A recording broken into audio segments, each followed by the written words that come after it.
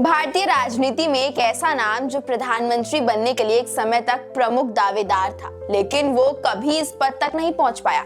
वो नेता जिनके बारे में सोचते ही दिमाग में राम मंदिर आंदोलन, भाजपा की लहर और कड़ी राजनीति की तस्वीरें उभरती है। लेकिन सवाल ये है कि अगर उनके पास सब कुछ था, अनुभव, रणनीति और पार्टी का समर्थन, तो फिर वो प्रधानमंत्री क्यों नहीं बने? वो नाम है लाल कृष्ण आडवाणी। दरअसल बीजेपी ने मुंबई में 1993 में 11 से 13 नवंबर के बीच एक अधिवेशन किया।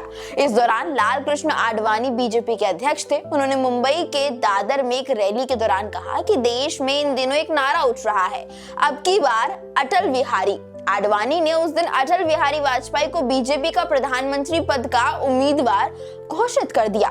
उस वक्त अटल बिहारी वाजपेयी ने आडवाणी से पूछा कि आपने इतना बड़ा ऐलान करने से पहले मुझसे पूछा क्यों नहीं?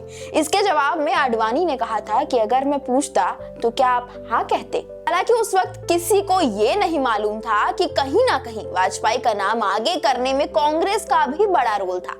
कांग्रेस के एक नेता और गांधी परिवार के करीबी माखनलाल फोतेदार का वाजपेयी को पीएम बनाने में बड़ा रोल था। फोतेदार ने अपनी किताब द चिनार लीव्स में दावा किया था कि किस तरह उन्होंने वाजपेयी को प्रधानमंत्री की कुर्सी तक पहुंचवाया था। फोतेदार ने अपनी किताब में बताया था कि जब वो सांसद थे तो उस वक्त उनकी दोस्ती बीजेपी सांसद कृष्णलाल शर्मा से हो गई। वो बताते हैं कि कृष्णलाल शर्मा ने उन्हें कहा था कि बीजेपी चाहती है कि पीएम के चेहरे के साथ चुनावी मैदान में उतरे, क्योंकि देश में कद्दावर नेता नहीं है। आडवाणी ही एकमात्र नेता है जिनके पूंछ कश्मीर से लेकर कन्याकुमारी तक है। उन्हें देश में हर कोई जानता है, जिसका फायदा पार्टी को मिलेगा। इस पर फोतेदार ने कृष्णलाल शर्मा को समझाया कि आडवाणी जिस समुदाय से आते हैं वो यहाँ अल्पसंख्यक है। आडवाणी अच्छे वक्ता भी नहीं है और उनकी छवि हार्ड लाइनर की है। ऐसे में बीजेपी उनके दम पर बहुमत हासिल नहीं कर सकती।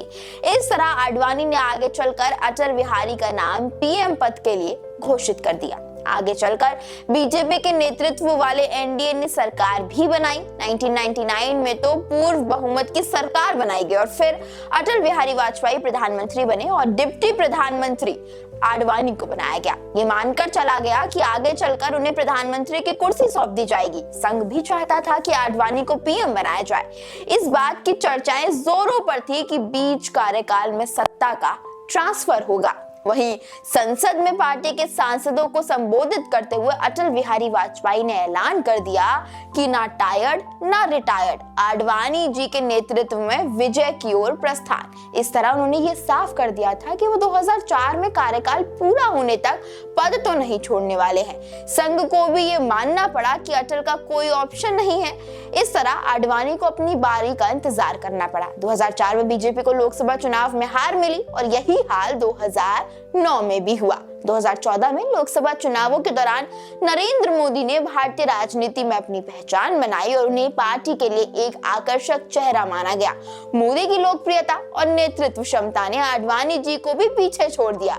मोदी के नेतृत्व में भाजपा ने 2014 में बहुमत से चुनाव जीता और मोदी प्रधानमंत्री बन गए। इस तरीके से आडवाणी भी मोदी से पीछे रह गए। ये थी वो कहानी कि क्यों आडवाणी यानी लाल कृष्ण आडवाणी पीएम नहीं बन सके। आपको ये वीडियो कैसी लगी हमें कमेंट्स करके जरूर बताइए और देखिए देश के नेता।